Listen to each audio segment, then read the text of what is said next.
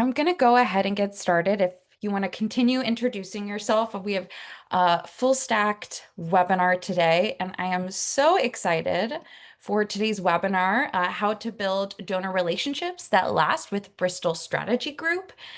Before I hand it off to them, just a quick introduction for myself. My name is Lisa Galpern. I'm the Marketing and Communications Manager here at Mighty Cause. If this is your first time on a Mighty Cause webinar, welcome. We're so happy to have you here. Just a little bit or background about Mighty Cause. We've been in the nonprofit space since 2006, so for quite a long time. We're a free year-round all-in-one fundraising platform for nonprofits. And we have a whole slew of fundraising tools that nonprofits utilize on a day-to-day basis, including peer-to-peer fundraising, integrations, donor management, our CRM system, etc. So I've provided a link here in case you want to learn more. Again, before I hand the reins, I know this is a little early to talk about after webinar, but just to get this out there. So this webinar is being recorded. We're going to send a follow-up email with the recording with the slide deck. There's going to be a post-webinar survey. If you could fill that out, and if you're interested in learning more about Mighty Cause or getting in touch with Bristol Strategy Group, that is a great way to let us know. All right, I am so happy to introduce Courtney Ladisaw, lead consultant at Bristol Strategy Group with over 13 years inside nonprofits from grassroots to billion-dollar organizations. Courtney knows the real challenges fundraisers face. She holds a doctorate in organizational leadership from Pepperdine and equips professionals to lead with strategy, heart, and confidence.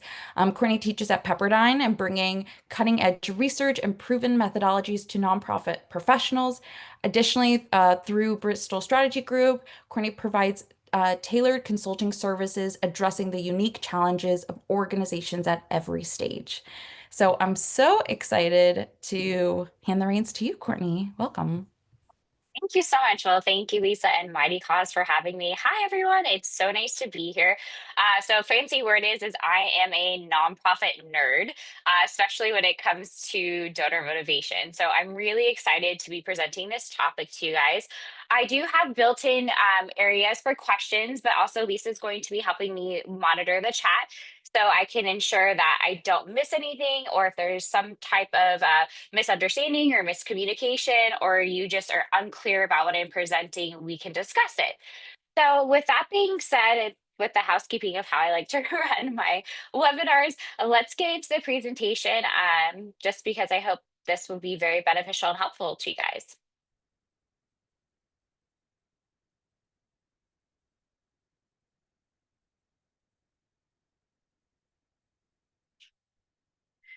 Okay. Are you guys seeing the presentation? I think we just see the presenter notes. Okay, let's switch screens really quick. Is that one better? Perfect. Awesome. Okay, sorry. The dual monitor screen thing sometimes gets a little tricky, and no matter how many times I practice or get ready, it constantly does that. So, all right, let's get into today's presentation. I would love to start with a donor story. I want to tell you guys about my former donor, Bill. He was a donor I got introduced when I worked for a healthcare organization as the director of individual giving.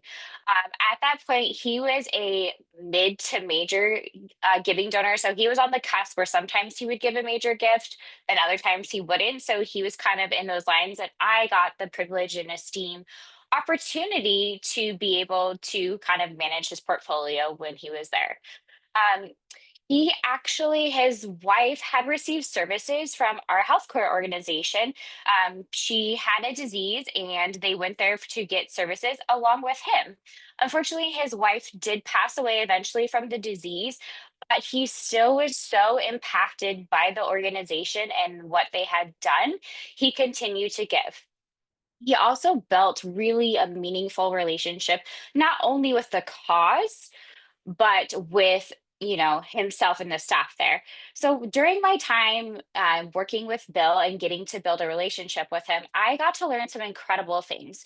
For example, he went to the University of Arizona, which is my alma mater, and he played football. But mind you, he went to school in there in the 1950s when I went, in the 2000s.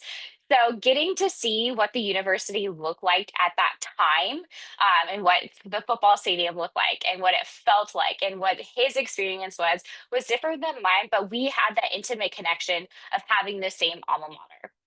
Additionally, I found out he was an electrical engineer, and his son had just bought a hotel in the Bahamas and was completely renovating, gutting it, and doing it. And he was flying down to the Bahamas to help fix it up. And he would come and show me photos of this incredible resort. And I really wanted to go visit it just because I felt like I was there and I wanted to be involved with it because I got to see how passionate he was about this opportunity and being there for his son.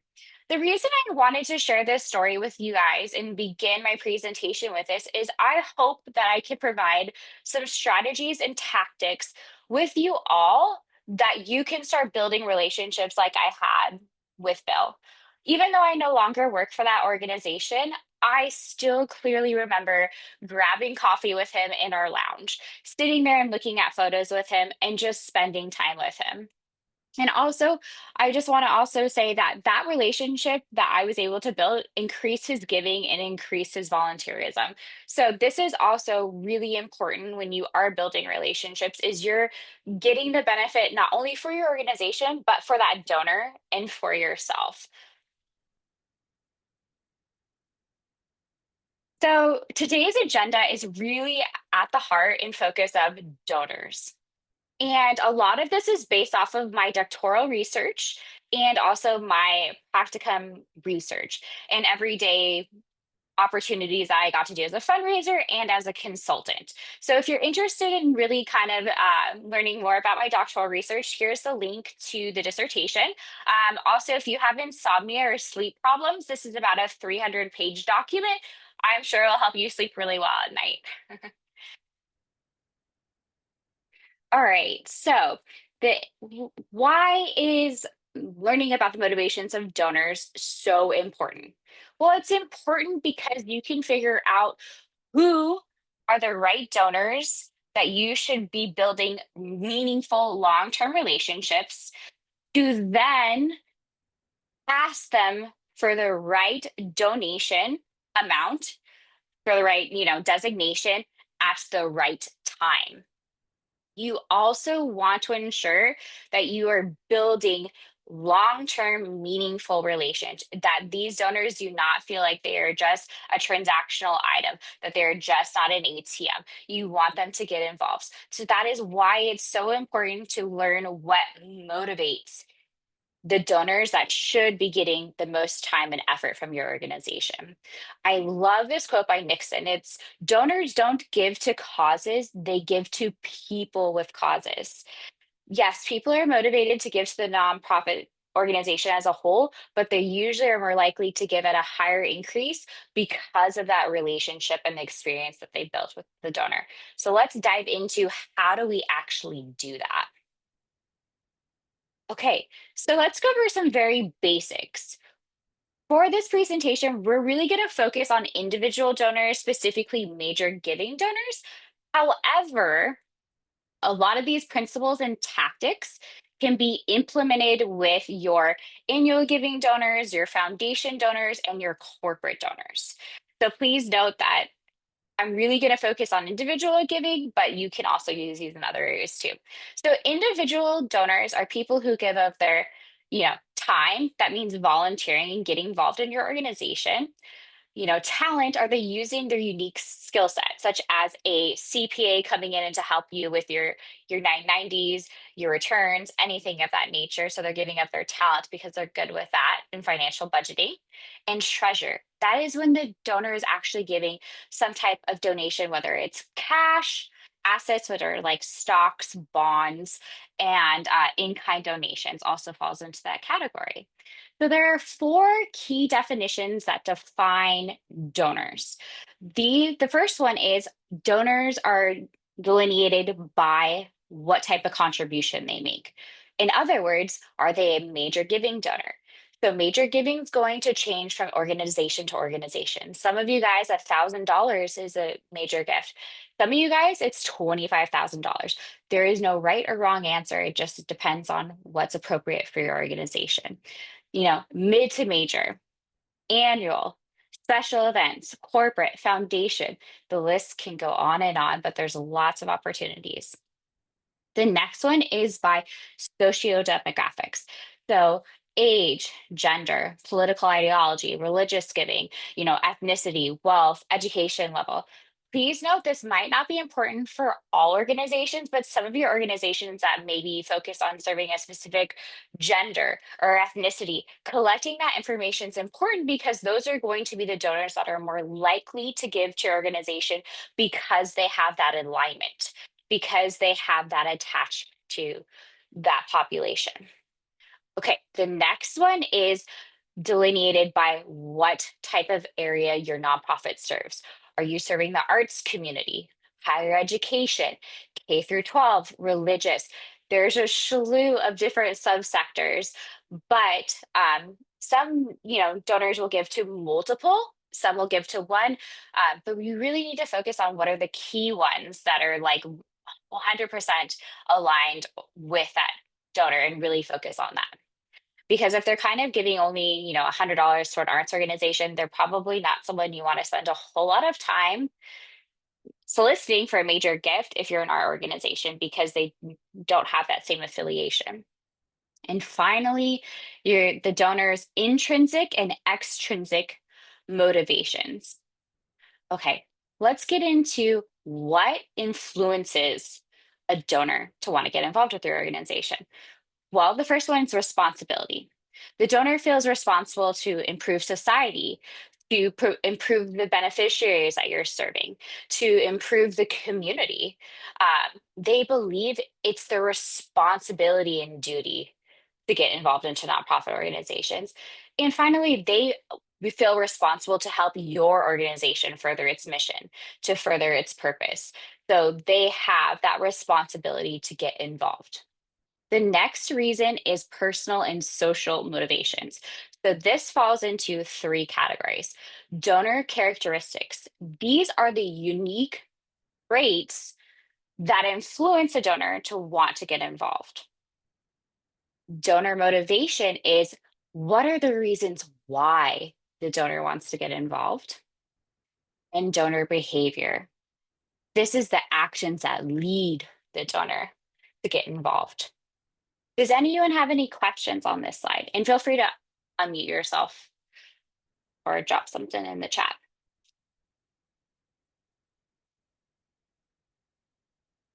Okay, looks like we don't have any, so let's keep going through. All right, guys. So this is really what the heart of my doctoral research was. It was motivation. So I'm super excited to be presenting on this slide. And I mean, I'm excited to be presenting on everything, but this one is kind of like what really got my passion into wanting to do doctoral research. So I categorize motivations into two categories: extrinsic, which are the external factors influencing giving, and intrinsic, which are the internal factors that influence individuals to give. So the first one for extrinsic, the external factors, is social norms. Those social norms are like the societal expectations that we have for people to behave a certain way. So one of the areas that are prospective donors look at is your current giving donor base. They're looking at their giving history. They're looking at their designations, their propensity, their frequency. So they're going to be looking at also how are they volunteering? How are they getting involved? Did they have a good experience? And based off of the information that they're provided from other donors, that's going to influence how they're going to give and how they're going to get involved. So if a donor had a negative experience and they go tell someone that it was really bad, the likelihood of that other donor to give or prospective donor to give is less likely. So that is one area that's really important.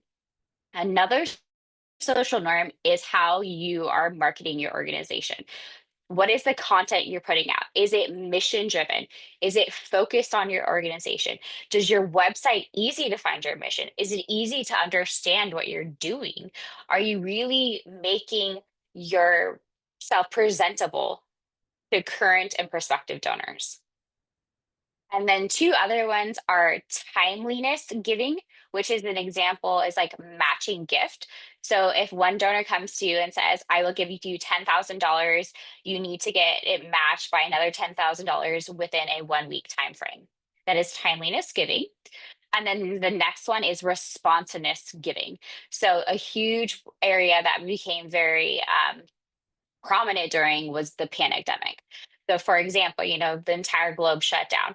So many nonprofits actually had to like physically close their doors and not be able to provide their services in their organization. However, the supply to serve the population that they were serving kept increasing, increasing, increasing, but the demand, the resources and tools were lowering, lowering, lowering. So they were asking, people to support them with by giving financial support and kind donation so they can ensure that they could meet the demand. Okay, the next one is social pressure. These are the expectations that are put on people from their social surroundings or society. So some of the pressures that are come from are really found in cultural bonds. So the first one is close knit communities, which is, religious institutions, your family and your friends.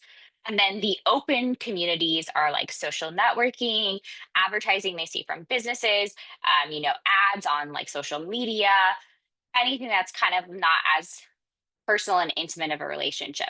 I want to use another example is if you guys, oh, I see a hand raised.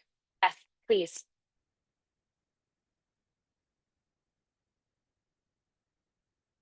Oh, do we have a question?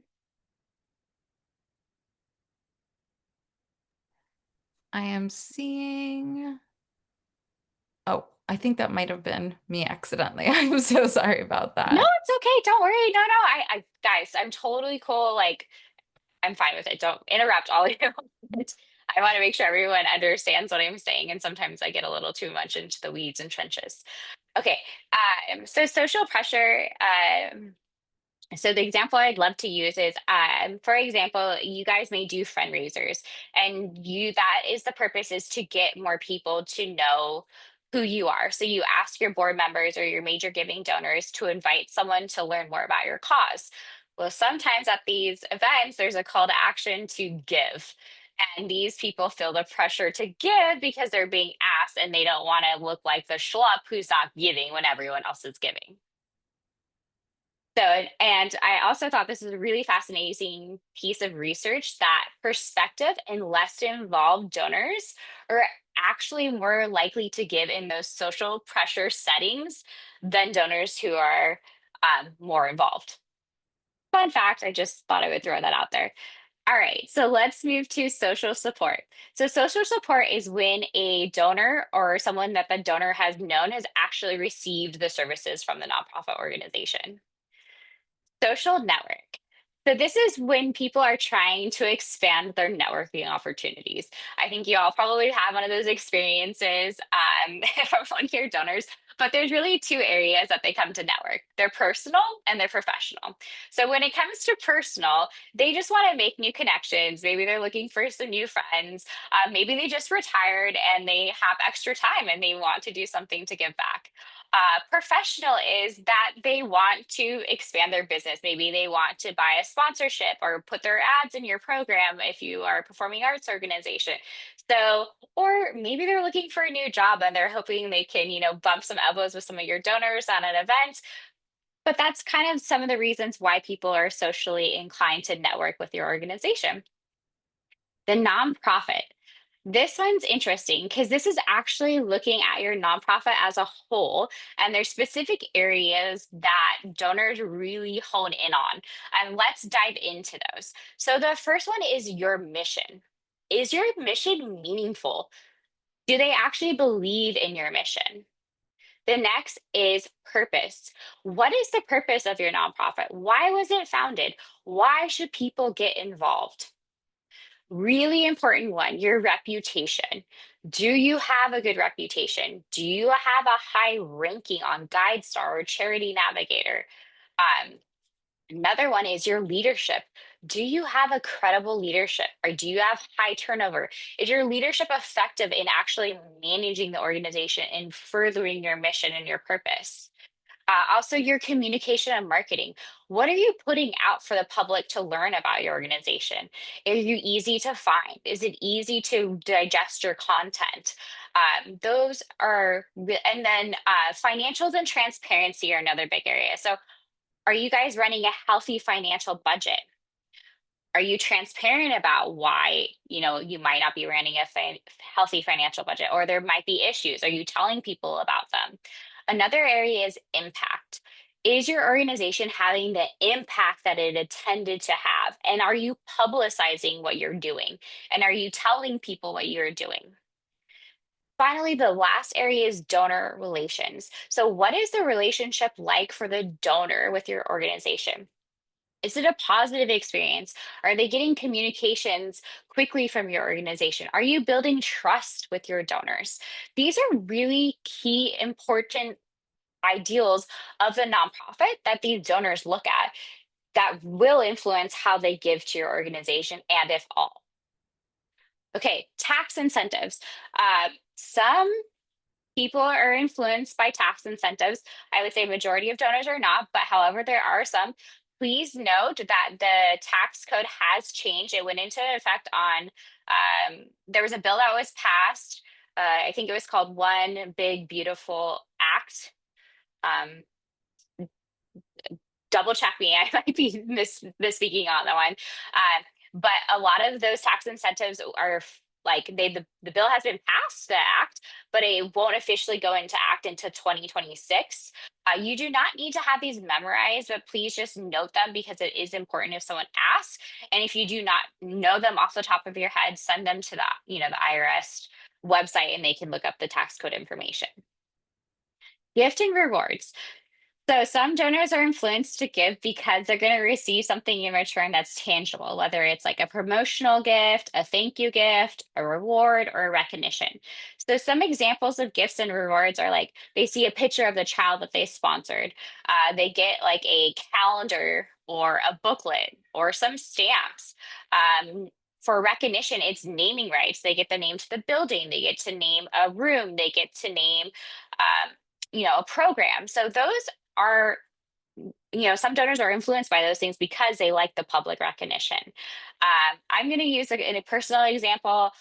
My grandmother, who is 94, gives to Boys Town. And one of the reasons she gives is because she gets their calendar every year. And if she doesn't get the calendar, she's like incredibly upset. So some people just are really, excited about those things that they can get in return.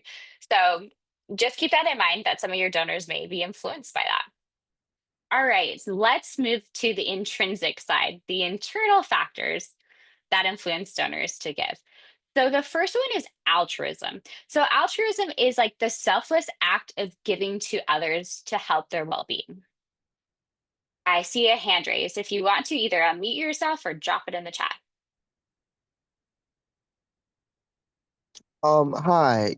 You said Hi, this was the intrinsic or extrinsic just now. the altruism. Yes, ma'am.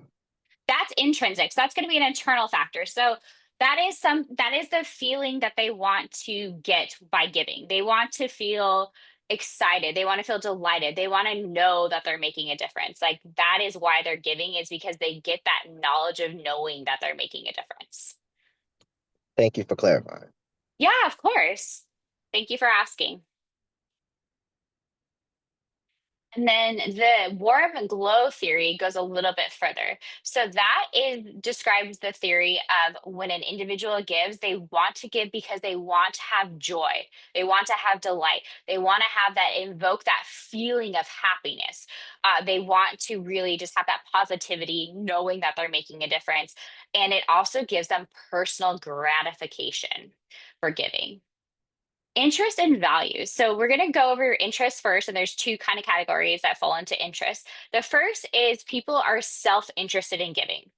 So some people can say this is an egotistic behavior, but it can also be a positive one because people are self-interested in giving because they want to receive the warm glow feeling, which is happiness, joy, delight. The second one is the donor's interest in aligning them with the needs of your organization. So finding out what motivates them off this list or off this list and getting to know personally what is makes them tick and aligning them with your organization. And then the values talk about, spiritual beliefs, their tradition, their cultural norms, um, anything that is personal to them that makes them really tick and bring is important to them that will help influence how they give. Emotions. I want to talk about two different types of emotions. So we're going to focus on positive emotions and negative emotions. So emotions do influence how people give. And guess what, guys? You can help entice these emotions by the way you present things so you can get those emotions evoked in people to want to give and to want to get involved. So the two most researched positive emotions are empathy and sympathy. So, how do you get donors to be more empathetic and sympathetic to want to give to your organization? That's all through your messaging and marketing. What are you putting in your content? What pictures are you using? What visuals? What call to action? And are you compelling them to get involved and to get them to give? On the other note, negative emotions you can actually influence negative emotions to give too. So, the two negative emotions we're going to focus on for this presentation are guilt and pride. So, guilt has been researched in two different ways. So, people give because they don't want to feel guilty. So, we're going to go back to that example. If they're at that fundraiser and they're feeling that social pressure, and now they're like, oh, they're feeling guilty. Am I going to be the only person in this room who did not donate? Am I going to look like the black sheep? Am I going to be called out? So instead of feeling guilty, they're going to give because they want to bring joy. They want to feel like everyone else. The other way you can help, like the way guilt can be felt by a donor is through the types. Yes, question. Adam, I see you got a question.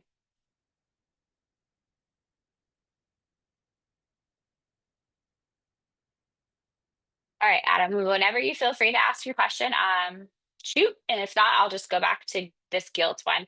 So, guilt can be influenced by the way your marketing material is presented. You can do the guilty emotion. So I think the example that resonates probably with all of us is the ASPCA ads where they have Sarah McLachlan playing, you see the abused animals, and you feel guilty. You're like, oh my gosh, I do not want to see that dog who's like, you can see the skin of, the bones on him because he's so skinny, he's malnourished. It's heart wrenching. You feel guilty because you're like, oh no, that could be the dog down my street. Is my neighbor doing that? I don't want them to feel that way. I need to help out. So that's an example of how marketing can make you feel guilty and want to give. Pride. So pride is looked at similarly to guilt. So people can feel prideful when they donate because you acknowledge them. So they have that sense of pride. They have recognition. So they feel prideful and happy because they did something to make a difference. You can also invoke pride in donors by the way that you're messaging to them and in invoking them to give through compelling messaging and also how you're appreciating and thanking them. Acknowledging them is a great way to enhance the pride emotion in them. All right, the last area for intrinsic is family unity. So this is looked at in three areas. So the first one is, has your family, yourself, or someone you know been impacted by the services of the nonprofit organization? The second is someone wants to leave a legacy for their family. And then the third is they feel it's their duty and responsibility as a family to serve and to make the community a better place or help the beneficiaries that you are serving. Does anyone have any questions about donor motivation?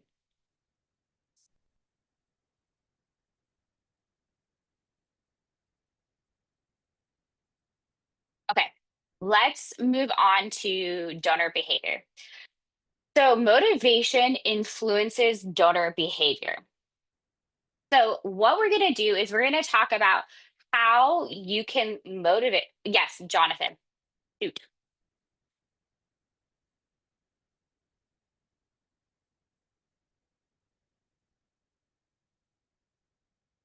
Jonathan, do you have a question? My question is, how do you get donors if you don't have any? Yeah, we're actually, so the next few slides is we're going to talk about strategies. So that is a great question. If I've not answered it by the end of the presentation, I will have not done a good job. But I actually have slides that go over strategies to start helping you with donors. There was a question that came through in the chat. Yes, please. But are people less likely to give another gift if they gave the first time due to guilt? No. It just, well, let me rephrase. It depends on how the guilt was invoked. If it was invoked in a negative way, it's going to be a little bit more challenging, but that's a challenge that I think a lot of fundraisers want to take on. How do you turn that negative experience into a positive experience? So I've had some really bad donor experiences, but I was able to change them around by rebuilding a better relationship, to understand what happened, to fix the wrong. So you can always turn things right. And if the donor is completely upset or is just completely no go, it's probably a better opportunity for you to walk away, or maybe there's someone else in the organization that can work with that donor. But that's a very circumstantial, dependent upon donor to donor thing. But thank you. That was a great question. Okay, so donor behavior. So we're going to talk about how donors' behaviors influence their giving. So loyalty, trust, and commitment are all built in two ways through your organization. Okay. So these are going to be built through the type of relationship the donor has with your organization. So that is built with the fundraiser who or staff who's working with the individual, because I know sometimes CEOs are assigned to specific ones, or board members. So it's that type of relationship, and also what overall is the relationship with the organization. Are they volunteering? Are they coming to events? Like, what is that entire entity looking like? Also, it's how is your nonprofit looking to them through the lenses of loyalty, trust, and commitment. So, are you treating your donors with loyalty? Are you trying to, make sure that they have a great and positive experience? Are you building trust by fulfilling your mission? You living out your purpose? Are you actually doing what you're saying you're doing? Are you having the impact you intended? Are you being transparent about what you're doing? And also, commitment is built upon trust and loyalty. If you're able to build those two things, you're able to have committed donors. But if they do not have trust in you, they're not going to be loyal and they're not going to be committed. So those three are really like go hand in hand. You got to make sure you have all three of those to really have a motivated donor. Giving history. Giving history influences future giving. So you need to look at how have your donors donated in the past? What areas did they give to? How frequently are they giving? And the donors who are giving are more likely to give at a higher increase. So continue to look at those donors and look at their behaviors. Also, look at if they've been involved in your organization and how they've been involved. That's part of their history. Okay, so that goes into involvement. So involvement is really focusing on how is the donor wanting to get involved with your organization. There are so many different reasons people get involved. And some of them are, for those motivations we talked about, like the self-interest, the altruistic, they want to make a difference. Then one of the biggest ones is vanity. Some people get involved because they want a bigger reputation. They want their name on your building. They want that program. They want people to know that they're your top major giver. They president. That's okay. They're also may want to get involved because they want to leave a legacy for their family. They want to just leave a legacy in general. And then another one is they just want to have a meaningful difference. They believe in what you're doing. They believe in your cause and they want to be part of it. They want to be part of the solution that you are providing. So, with that said, let's move into the next. I'm not going to take questions on this one because we're going to go into the strategies for behavior and how to influence that. And then I'll take questions at that point. Okay, so what are some of the strategies to influence donor behavior, which motivates donors to give and to get involved? So as you can see, these are all things that are kind of do the order to get your more meaningful long-term relationships. So let's focus on four of the key topics we talked about in the previous slide. Let's start with loyalty.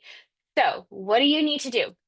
You need to build confidence in your donors by saying what you're doing and letting them know the impact that you're having, letting them know how they can help, how they can be the solution to the problem, how that individual is making a difference, building them up and letting them know that they are a part of it. Also, the donor wants to know and be confident that your organization is actually doing what it's saying. It is maintaining a good reputation. It is maintaining healthy financials. It is marketing it appropriately. It is handling situations appropriately. It is hiring the right staff. When you do these things, you have more dedicated, devoted followers and donors. To do that, you need to have personal relationships. How do you get personal relationships? Start having conversations with your current donors and prospective donors. Start learning about them, asking them questions, and make sure these are strategic, meaningful conversations. Do not just have conversations to have conversations because that is awkward and uncomfortable, and that donor will feel that awkwardness and uncomfortableness, and it's going to have some tension. Okay, so when you do decide to reach out to that donor, make sure there is a purpose behind why you want to have that conversation. And it could just be as simple as, I want to get to know you better. Respect all of your current and prospective donors. I know this one can be challenging sometimes because we have had donors disrespect us and we've had people say inappropriate comments or display inappropriate behavior. But at the end of the day, we're human beings. So just sometimes we need to give a little bit of empathy and sympathy. But if we can treat them with respect, even through those difficult times, the likelihood is that they're going to become more involved and give more. The next one is marketing materials. So this one is really focusing on donor retention, and donor retention is built through meaningful relationships. And those are built on those key aspects I just talked about earlier. The number one way to build trust is communication. Communication comes in all different forms. You can communicate with them in person. You can communicate with them old school way, pick up the phone and call. You can text, you can send them an email, you can write them a letter, but it's having consistent and constant, purposeful and meaningful communications. A prime example I'd like to use is, I actually met with a donor and I was informed prior to my coming on as the director of development at this organization that they were misusing donors' gifts. And they were telling donors, they were soliciting donors for one thing and using it in a complete other way, and or completely neglecting to tell donors how they were using their money. I vowed from that moment on that I would communicate transparently going forward to all of them and what we did. So with this donor specifically, I told her, I was like, no, if this is what we're going to do. So I changed the whole development direct, like their fundraising department for that. And I told her transparently, like, no, this is what we're going to be doing with the money. If we ask you for this, we ask you for that. I ended up getting her to quadruple her giving just by being candid and transparent and saying, we will, if we do not use the gift as intended, I will ensure that we come back and tell you how it was used instead. Guys, that's okay. If there's some reason like you asked someone for a gift and something happens and you have to use it another way, get that donor's approval. Most donors are going to be fine with that, but just ensure they're okay with it. And that's part of having that transparent and honest communication. Commitment. Donors first become committed because they are drawn to your organization because of your mission and purpose. Like, they want to look for an organization that's providing a healthcare service. Yours pops up. Oh, this aligns with like what I'm doing. I like what they were founded. I like what they're doing. So that's how they're first going to get to you, is because they have that alignment. The next is they're going to become committed through the relationship that you build with them and starting to have those communications. One of the quickest ways you can do that is showing them appreciation. They don't even have to give as of right now a gift, but if you can just appreciate them, like, thank you for being a part of this organization, thank you for wanting to learn more, like, thank you for like constantly getting that. That is one of the biggest areas that gets neglected, is appreciating who is helping you. And then finally, building meaningful relationships. Now, I know it's a vague and kind of broad word. What is meaningful? Well, meaningful is that it means something to the donor. Like, they're getting something out of this relationship, not only the organization. At the end of the day, like, the most meaning that most of us are going for is to get some type of financial benefit from that relationship. But the donor wants more. They want to know they're making a difference. They want to know their gift is having an impact. That is meaning to them. Understand what is the meaning for this donor wanting to get involved with you versus the nonprofit down the street. That's how you build meaning. Like, and then how do I do that? We'll get them involved by volunteering. There are so many ways you can get volunteers and people to give up their time.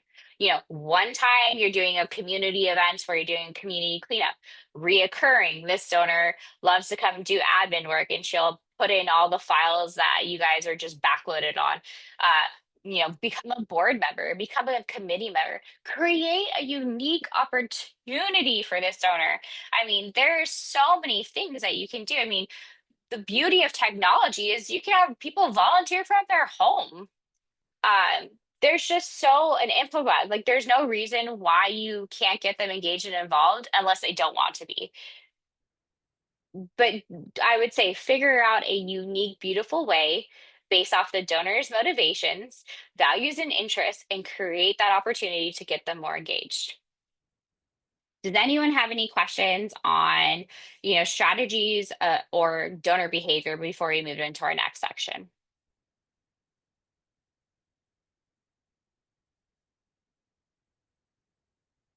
All right, let's talk about how do we form donor relationships. So I have focused on 4 areas that we can build donor relationships. The first is relationship fundraising. What is this? Well, this focuses on building and nurturing the relationship with the donor. Well, how do you build and nurture a relationship with the donor? You personalize it to that donor. Personalizing it to that donor means that you sit down with that donor and you say, how do you like to be communicated? Do you prefer text messages? Do you prefer a phone call? Do you prefer email? How often should I contact you? How often do you want to meet? How do you want to be engaged and involved? What is the program that you like the most? What are the areas that you like the least? Like, get to know them, build a personal relationship. Like, you want to end up having a relationship with this donor like they're your best friend. Like, you're going to coffee with them and you're just be able to have a conversation. But when you're starting to build a new relationship with anyone, you're kind of in that area of like you getting to know each other. So that is really getting to know someone and being deliberate with this relationship. Okay, relationship management is really focused on creating a meaningful relationship that is structured in your development plan and your fundraising program. So this one again is focused on major giving. So these are really going to focus on individualized plans, like who is going to manage this donor? How are we going to increase their giving? How are we going to get them more involved? So it's really figuring out how you're going to manage this relationship so it becomes more meaningful for both you, the organization, and the donor. Relationship marketing is focused on donor centric fundraising. It is all about the donor.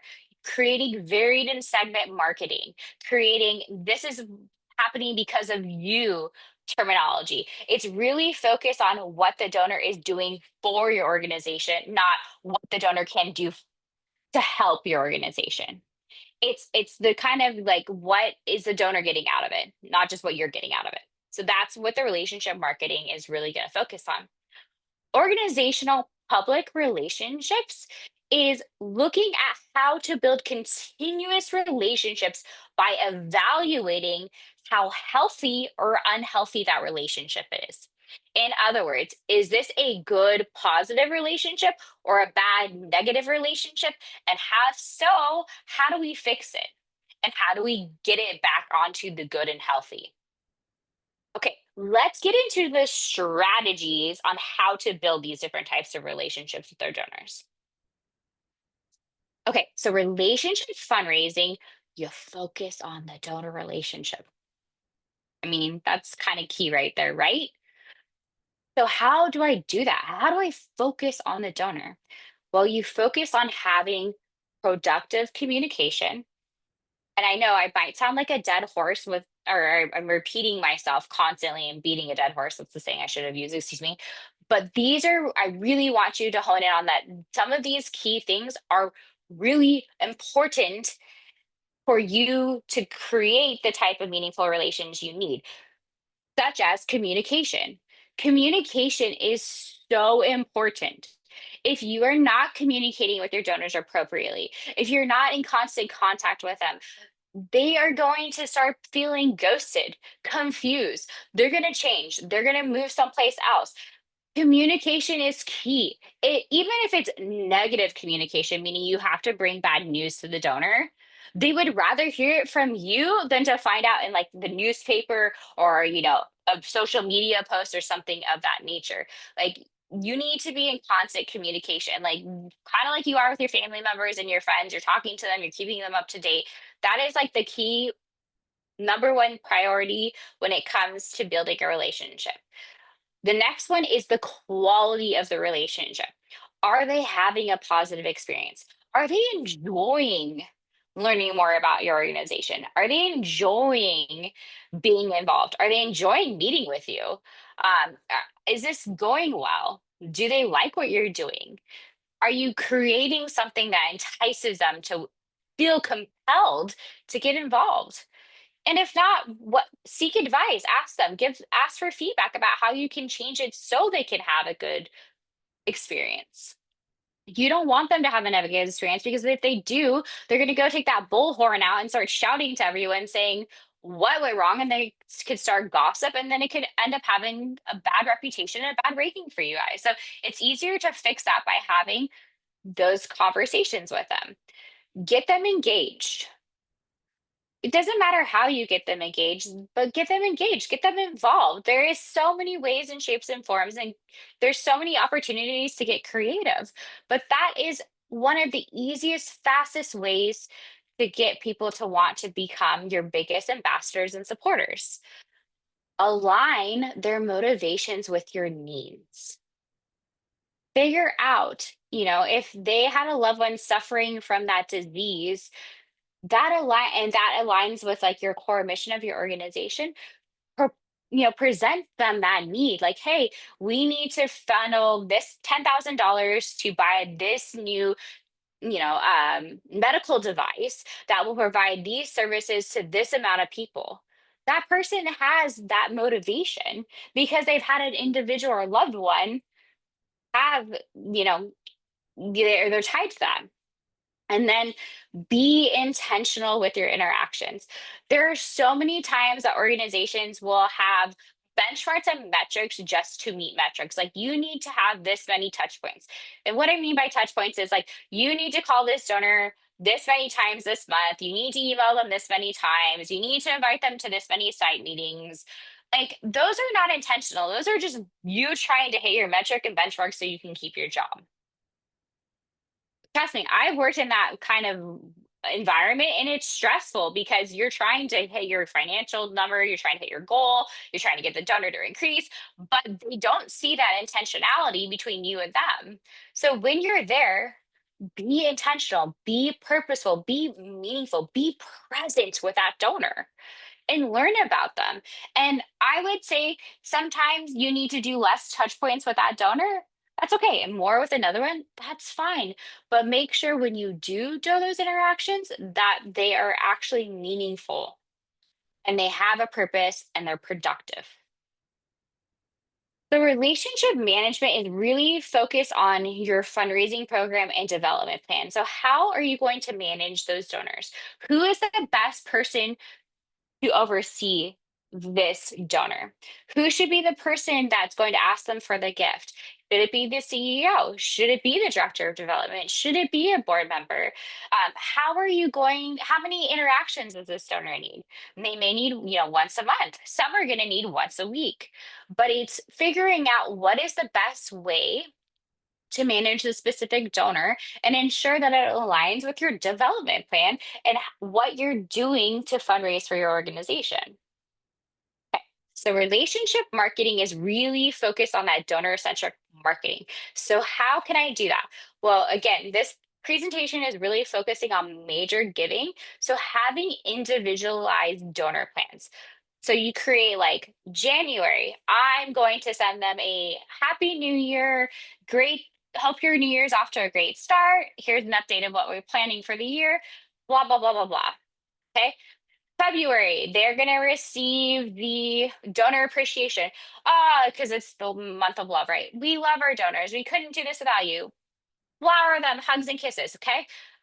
March is you're going to call on them to see if they can come in April to do a donor or two.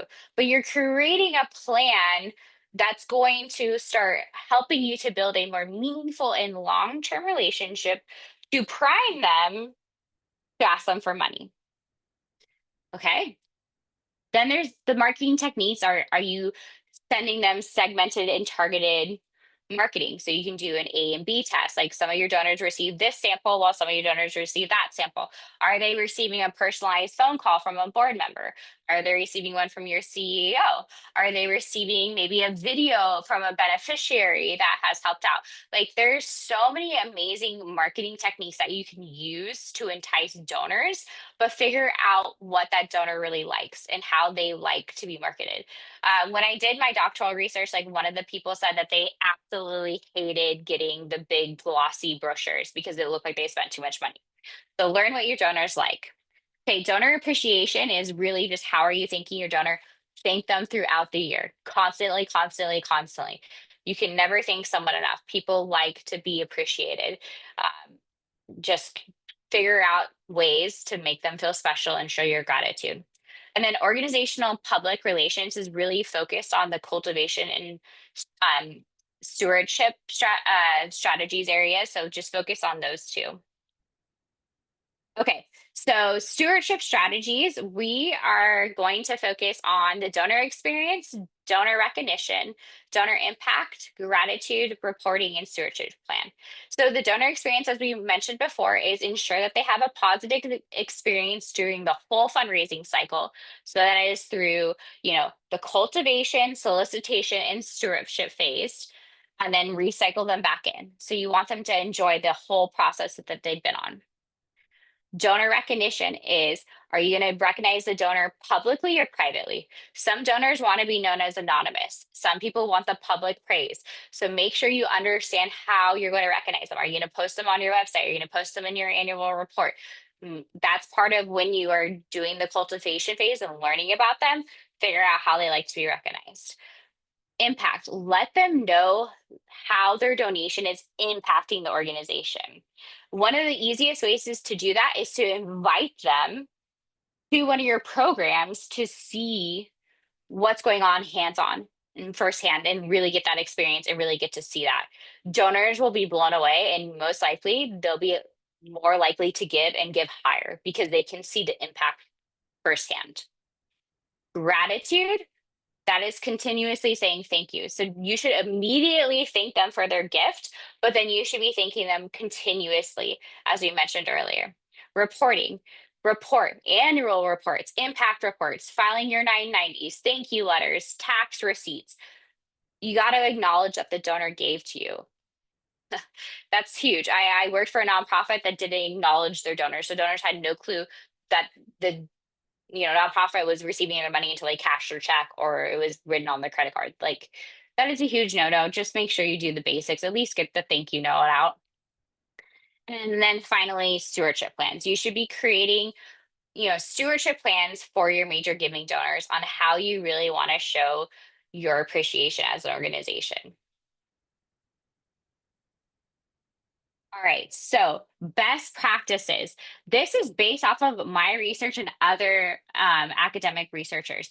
These are what I believe are the best practices to motivate donors. So the first one is personal connection. So what is found in my research and other research is that people that have a personal connection to your organization have a likelihood to give higher and will continue to support your organization financially if they have that personal connection. In addition, if they feel satisfaction with your organization, they will increase their giving. So, personal connection leads to financial support. Okay. So, make sure you can get that in there and get them involved and get them plugged in. Involvement. So, donors who are involved have a higher likelihood to give financially. Of the ones that were involved, they are typically going to be giving more consistently and at a higher level. Finally, board members and committee members are the people who are giving you typically the most significant and meaningful gifts. And these are the people that you can go solicit for your support in those times because they are the most invested. So, really getting people involved and plugged in leads to them to give. Beliefs, okay? People's belief systems play a very massive role in how they give. For example, religious institutions, like specifically Christianity, because that's really one area I focused on for my doctoral research. People are the doctrine says to give freely and generously. So people believe it is their duty to give to nonprofits that are making a difference in the community.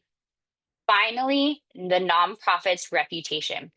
If donors believe in your mission, your purpose, and you have a good reputation and a healthy financial, they are more likely to financially support your organization. So, really focus on do we have a compelling mission? Are we actually, is our purpose in line with what we are doing? Do we have a positive reputation? And do we have healthy financials so people want to give to us and to continue to give to us? All right, everyone. Well, that is the end of the presentation. Sorry I ran a little long, but if anyone has questions, please feel free to ask away.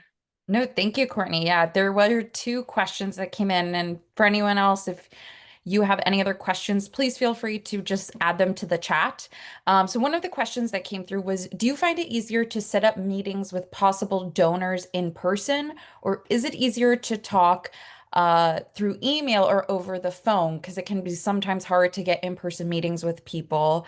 Um, yeah, what is your opinion on that? Absolutely. So your goal is always to meet with a donor in person. Should be the top priority because we live in a world where we get a lot of spam calls. So people might think you're spamming them, so they might ignore your call. Emails go into spam folders continuously, so they may miss your email. But I think it's all about having appropriate follow up and touch points and reaching out. Another way to get in connection with them is, do you guys have any mutual connections that could help maybe move the relationship a little bit further along? Um, but yes, definitely I would start with, an email, phone call, and ask for the meeting and then learn their preference of communication. Another question was, what are the best ways to build donor trust if you have limited resources as a nonprofit? So that doesn't have to be anything fancy. I mean, it could just be, are you guys doing what you're saying you're doing? So how are you having an impact in the community and how are you publicizing that? You can put that on your website. You can, put that in an email blast. one of the easiest ways also is social media. You could put up a video and say, like, if we're a youth organization and we're serving children, be careful with that. I usually do like the back of the heads because that is, for ethical reasons. You can show the kids like being able to, they're in a safe, nurturing environment. They're getting to play. They're getting food. You can show things like that where that doesn't cost any money, right? You could take a video and put it up on social media. You can take a photo and put it up on social media. You can put it up on your website. You can get creative. You don't have to have a big budget to do that. Building trust is really building it, showing that your relationship is doing what it's intended to do. And someone asked, where where do we go if we need a nonprofit mentor? I don't know if you want to talk a little bit about Bristol Strategy and what you guys provide. Yeah, sure. I mean, so our firm is we do coaching, so that's one way. It depends on there's lots of things, so it depends on where you are, it depends on what you can afford. When I was a director of development, I couldn't afford a coach. I'm going to be honest, like I was in that boat where I didn't have a very big budget. I was charged with I actually had no budget. So I feel what a lot of guys feel like, and like, what do I do? So we had it was like a nonprofit group that had supported nonprofits, and they offered coaching opportunities, and you would apply and they would match you with it. Also, for some chapters of the Association of Fundraising Professionals, there are mentoring opportunities, and so you can be partnered with someone who's a senior fundraiser, or come to my firm. I'm happy to coach, work with you. We do have different coaching packages, different opportunities, but I understand a lot of you are on tight budgets, so I would say you can try AFP or another community nonprofit organization that has some type of program. Awesome. We have another one that came in. This might be a question for me, is how important is a Yeah. CRM software program? How helpful are these costly programs to help donor management? So at Mighty Cause, we have a free donor management tool. So in that survey that I mentioned in the beginning, if you want to learn more about Bristol in the survey, let us know. And if you also want to learn more about Mighty Cause and a donor management system that you can utilize for free, just let us know in the survey and we'll be in touch, and we can kind of share with you all those details. Um, any other questions for Courtney? Okay, I don't see any more. Courtney, thank you so much. I feel like, as some people have shared, this was so informational, and just so beneficial to hear all of your research and all of your knowledge. So thank you so much. Really appreciate it. As I mentioned, we're going to send this recording and slide deck in a follow-up email. So you'll have it sometime tomorrow. All right. Thank you Thank so you. much. Bye.